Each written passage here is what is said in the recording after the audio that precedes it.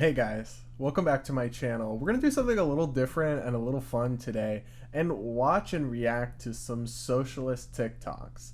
And just so you know, this is your fair warning. Some of them are pretty cringe, but some of them have some substance to them too. So let's go ahead and break them down. You want me to share with poor people? Ew! Okay, that noise at the end though. But a couple things. One, taxation and redistribution is not sharing. It's by force. You go to jail if you don't do it. And you're not generous for voting to take other people's property by theft. In fact, many of the conservatives who you're taking a dump all over do support and helping poor people. They just want to do it through private charity and on their own and through free market economics, not through big government and waste and socialism that actually leaves poor people worse off. Fair warning, this one's a little creepy.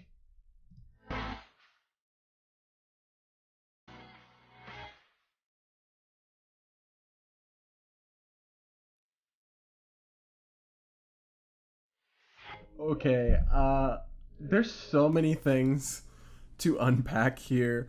First off, who talks about economics when they're about to hook up with somebody? I don't generally survey somebody on a date. But also, why is he wearing a mask though?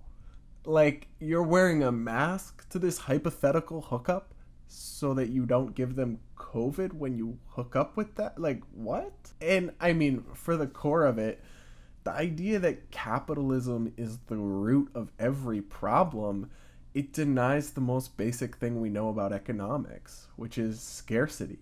There's just not enough resources in the world to solve every problem, and that condition predates capitalism, it predates socialism.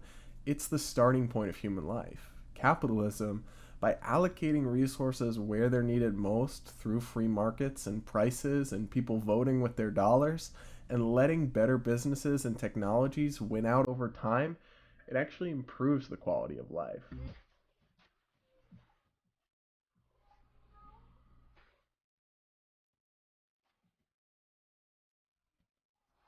Okay, oh no, no, no, no.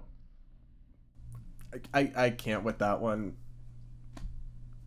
A cat. Polyamory. Next. Everything Mother Earth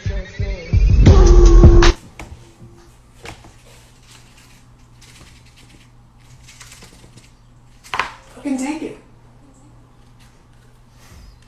Okay, so I actually feel bad for her if she's working 90 hours and only getting $900. But the funny thing about this guy showing her the Communist Manifesto is, did you notice that that's her net pay?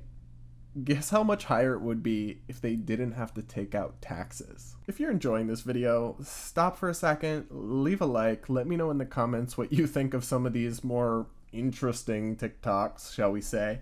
Make sure you're subscribed and turn on the bell notifications so you can see more of my content talking about conservative economics and breaking down the fallacies behind socialism and big government.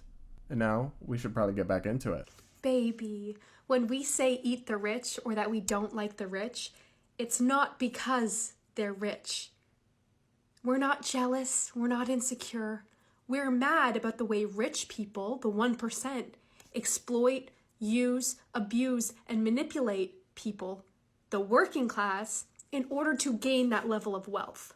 Okay, so this one is interesting because I don't entirely disagree with her. I do think she's wrong because she just hates rich people because she thinks that they can only get rich by exploiting other people's wealth. In a free market capitalist society, that's definitely not true. Studies show that an inventor or an entrepreneur who makes it big, like Jeff Bezos or even somebody like Tim Cook of Apple, they only end up seeing about 2% of the wealth that they create. So yes, they get billions of dollars, but in order to get that billions, they have to create millions of jobs for people and products that literally millions of people use and their lives are improved by. So in a free market, it's not exploitation to get rich. It requires success that bleeds to all around.